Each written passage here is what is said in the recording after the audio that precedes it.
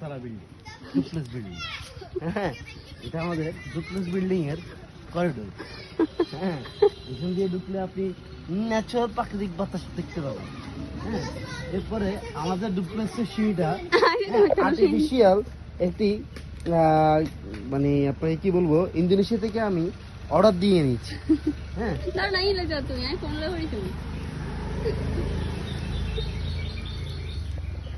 এটি আমাদের পদ্মা সেতু, দ্বিতীয় পদ্মা সেতু হিসেবে আখ্যায়িত করার জন্য আমরা জোর আবেদন জানাচ্ছি, কারণ এটা আমার ডুপ্লেক্স বাড়ির উপরে যাবে।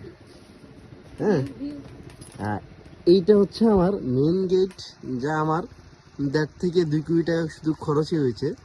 হ্যাঁ, যাহা আসলে অ্যাস্ট্রোনট দ্বারা নির্মিত।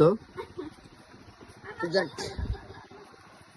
ইহা হলো আমার একমাত্র ভরসার বাংলাদেশের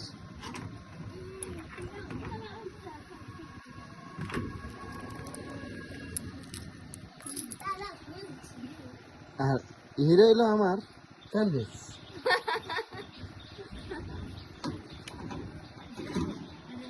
দেখ, আমার এই তালাটার খোলার গোপন রহস্যটা আমি দেখালাম না, কারণ এই যে তালা খোলার পরে দরজা খুলবে না। কারণটা হচ্ছে কি, আমি এখানে একটি হাই ফ্রিকোয়েন্সি একটি সিকিউরিটি এখানে লাগিয়ে রেখেছি, যার কারণে সহজেই দরজা খুলতে হলে এই সিকিউরিটি ওপেন করা ছাড়া তা হবে না।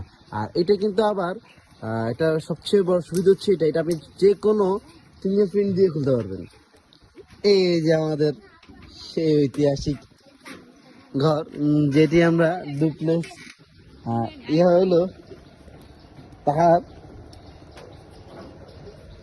আমার মনে হয় না তোরা তো কি লাগবে। ও আচ্ছা, কথা কইতে না, ভিডিও তুলে দেবো। আচ্ছা, তুই তো কি লাগছিস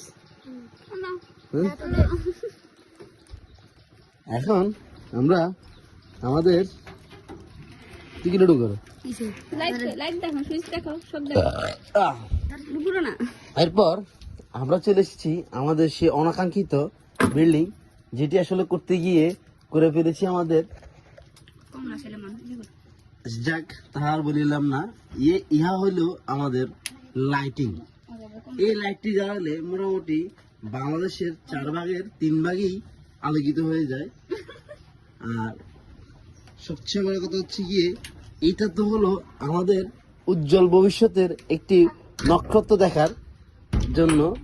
ইহা মেরিলে আপনি দেখতে পাবেন, পাট খাত না দেখতে পেলেও ধান খাত তো দেখতে পাবেনই ইনশাল্লাহ।